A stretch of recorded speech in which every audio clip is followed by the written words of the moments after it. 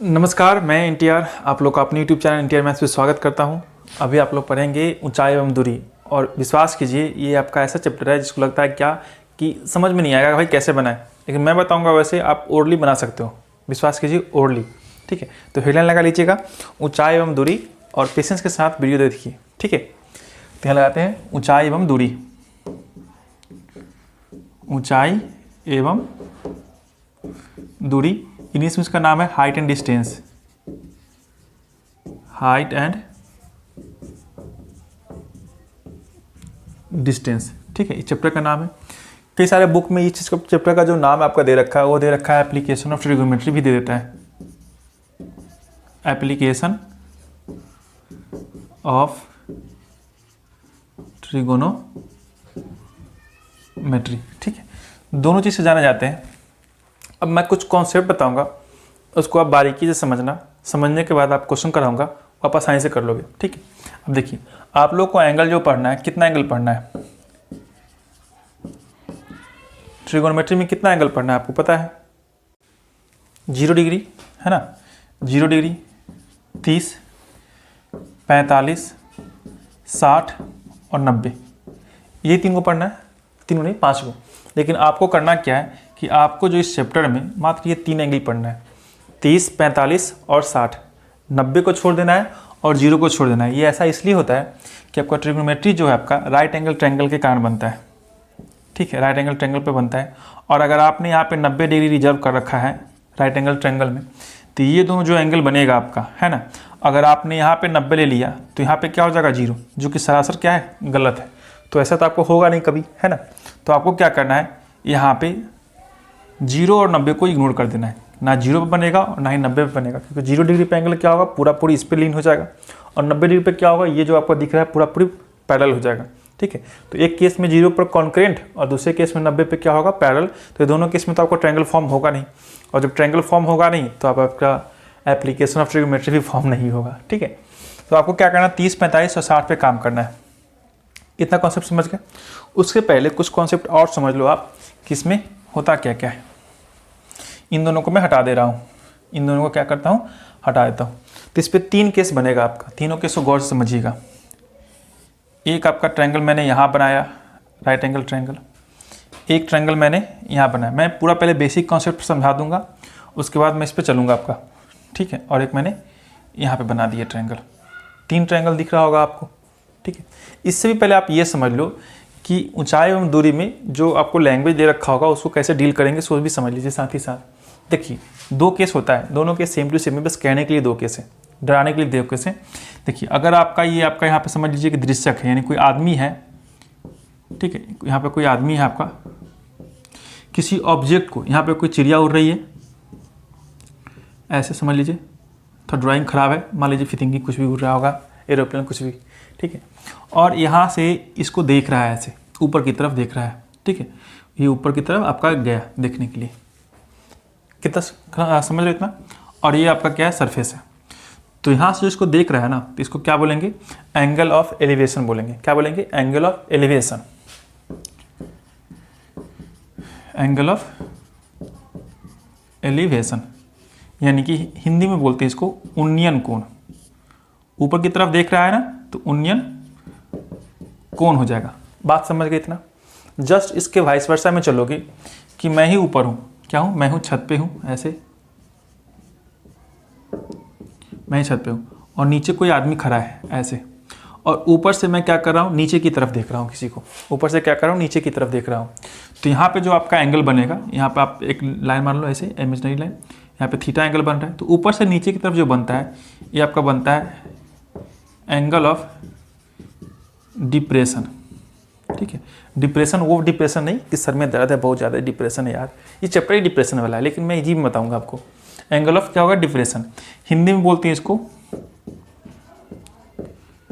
अवनमन कोण। क्या बोलते हैं, अवनमन कोण। ये आपका ऑब्जेक्ट रहा, यहाँ पे दृश्य क्या है, ऊपर है आपका, ऊपर से नीचे की तरफ देख रहा है। तो इतना बात समझ लीजिए कि अगर नीचे से किसी चीज़ को अगर ऊपर देख रहे हो, ऐसे करके ऊपर देख रहे हो, तो क्या हो गया आपका उन्नयन कोण। ऊ से उन्नयन, ऊ से ऊपर, एलिवेशन ऊपर। और अगर आपने ऊपर से नीचे की तरफ देखा, डाउनवर्ड नीचे की तरफ, तो क्या होगा आपका, वो आपका एंगल ऑफ डिप्रेशन हो जाएगा। जानते हो नहीं यार, डिप्रेशन में चले गए हैं, सर में दर्द है, ऐसे करते रहते हो हमेशा आप डाउन। डिप्रेशन में जाने का मतलब क्या कि आपका हाइट नहीं, मतलब कि जो आपका मुकाम है, जो करना चाहते हो, वो आपका क्या होगा, डाउनफॉल होने लगेगा, नीचे की तरफ जाने लगेगा। ऐसे याद रखिएगा कि डिप्रेशन का मतलब नीचे की तरफ, एलिवेशन मतलब ऊपर की तरफ। आपका एलिवेटर होता है ना ऊपर, याद रखिएगा, ऊ से उन्नयन, अब से नीचे, अब नमन कोण। दो बातें समझ गए। अगर कोई मान लीजिए छत पे है, मैं नीचे हूँ, तो अगर मैं उसको देख रहा हूँ, इसका मतलब मेरे तरफ से क्या होगा, उसका उन्नयन कोण बनेगा। अगर वो मुझे देख रहा है, ऊपर से नीचे की तरफ देख रहा है, तो उसका लीक कौन सा बनेगा, अवनमन कोण। बस इतना ध्यान रखना है, नीचे से ऊपर, ऊपर से नीचे, दोनों में एंगल क्या होगा, सेम टू सेम होगा। क्योंकि आपने मिरर इमेज में पढ़ा होगा, शायद पढ़ा होगा कि नहीं पढ़ा पता नहीं, लेकिन मिरर इमेज का रूल होता है, अगर मैं आपको देख रहा हूँ, उसका मतलब आप भी मुझे देख रहे हो। जिस एंगल से मैं आपको देख रहा हूँ, उस एंगल से आप भी मुझे देख रहे हो। आप समझ रहे हो एंगल का मतलब, ट्रायंगल मत बना देना आप लोग, ठीक है। इतना समझ गए। अब चलिए यहाँ पे बात करते हैं कि सपोज यहाँ पे बना आपका एंगल थीटा, और थीटा का वैल्यू क्या हो गया, यानी कि यहाँ पर जो एंगल बना, यहाँ पे मैं मान लेता हूँ फर्स्ट टाइम में 30 डिग्री, इस वाले मान लेते हैं हम लोग 45 डिग्री, और इस वाले मान लेते हैं हम लोग 60 डिग्री। ट्रायंगल का नामकरण कर लीजिए कि आपका ए ट्रायंगल, बी पे राइट बन रहा है, और सी, ए है, बी है, सी है, ए है, बी है और सी है, यहाँ पे राइट एंगल ट्रायंगल बन रहा है। इतना समझ गए। अगर राइट एंगल ट्रायंगल बन रहा है तो इसके सामने वाला कौन सा होगा, आपका हाइपोटेनस होगा, यहाँ पे हाइपोटेनस। और अगर एंगल यहाँ पे बन रहा है, एंगल यहाँ पे बन रहा है, तो ये आपका क्या होगा, परपेंडिकुलर। एंगल यहाँ पे बन रहा है, परपेंडिकुलर, एंगल यहाँ पे बन रहा है, परपेंडिकुलर। राइट एंगल ट्रायंगल बन रहा है, ये आपका हाइपोटेनस, राइट एंगल बन रहा है, हाइपोटेनस, राइट एंगल बन रहा है आपका हाइपोटेनस। अब बताइए कि टैन थीटा ले लो, कॉट थीटा ले लो, जो लेना है से ले लो, जो लेना है सो ले लो, आप फ्री हो। लेकिन मेरे ख्याल से आप ज़्यादातर क्या लीजिएगा, टैन ही लीजिएगा, क्योंकि ऐसे क्वेश्चन में जो आपका राइट एंगल ट्रायंगल बनता है इसमें, और एप्लीकेशन ऑफ ट्रिग्नोमेट्री में ज़्यादातर टैन का ही जिक्र कराया जाता है, तो आप टैन लेना। और बताओ कि टैन थीटा इक्वल टू क्या होता है, तो P/H होता है, ठीक है, परपेंडिकुलर बाई बेस होता है। क्लियर।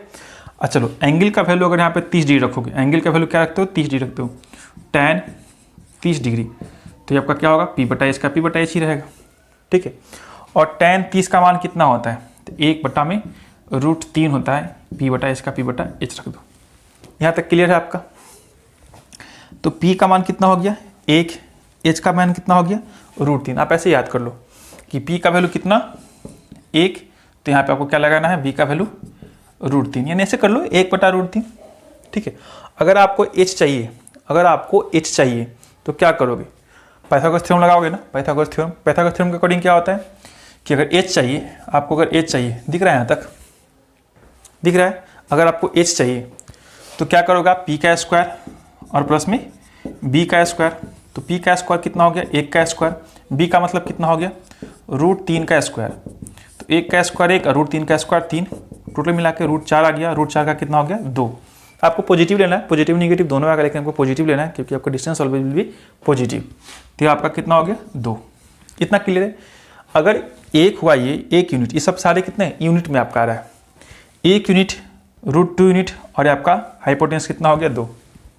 सिमिलरली यहाँ पे चलेंगे, अगर tan 45 लेते हो, tan 45 लेते हो तो P/H, B, यहाँ पे मैंने गलत लिख रखा है ना, P/H साइन का मैं लिख दिया, सॉरी थोड़ा सा मिस्टेक हो गया। P/B करना होता है यहाँ पर भी आपका B कर लो इसको ज़रा, यहीं पे गलत हो रहा है। और ये 1/1 हो जाएगा यहाँ पे, तो P/B, ठीक है। तो P के लिए भी 1 और B के लिए भी 1, तो P बराबर 1 और B बराबर भी 1। अब बताओ पाइथागोरस थ्योरम लगाओगे, 1 का स्क्वायर 1, साइड में मैं लिख दूँ कि यहाँ पे इसके लिए H के लिए देखो तो जरा, 1 का स्क्वायर प्लस में 1 का स्क्वायर, कुल मिला कितना होगा √2 हो जाएगा आपका, ये है ना। तो ये कितना आ गया H बराबर √2 आ गया। बात समझ गई, सीधी सी बात है। अब चलो tan 60 में चलोगे, tan 60 में चलते हो आप, तो भी क्या होगा आपका P/B, और tan 60 का मतलब √3/1 और आपका P/B। तो P का मतलब √3 हो जाएगा यहाँ पे, और परपेंडिकुलर √3 और बेस आपका 1 हो जाएगा। तो परपेंडिकुलर यहाँ पे √3 और यहाँ पे बेस आपका 1, और ये आपका फिर से वापस √3 का स्क्वायर 3, 1 का स्क्वायर 1, 3 और 1 4 का मतलब 2, ठीक है। क्लियर समझ गए। तो अगर ये कॉन्सेप्ट अगर आपको पता है तो विश्वास करो क्वेश्चन देखते आप ऐसे ही ओरली मार लोगे। मैं उस पर कुछ क्वेश्चन भी करवाऊंगा। फिलहाल आप इतना समझ लिए कॉन्सेप्ट तो ठीक है, बल्ले बल्ले। इसके बाद भी कुछ क्वेश्चन और कॉन्सेप्ट और बचते हैं जिसमें आपका डबल एंगल बनेगा और एक कॉन्सेप्ट और बचेगा जिसमें ट्रिपल एंगल बनेगा। ट्रिपल एंगल में एक ही बनता है, ठीक है। डबल एंगल में भी आपका 2 कॉन्सेप्ट बचता है। खैर बात की बात है, आप इतना देख लीजिए, समझ लीजिए, ठीक है। और इसके बाद का जो हम लोग क्वेश्चन करेंगे उसमें बताएंगे कि एक एक एंगल पर 30 डिग्री, 45 डिग्री, 60 डिग्री पर आपको बस याद रखना है कि एक है तो √3 2, एक है तो यहाँ √2 और √3 एक है तो यहाँ पे 2। बस इतना ध्यान रखिएगा, क्वेश्चन यूँ निकल जाएगा आपका। बाय।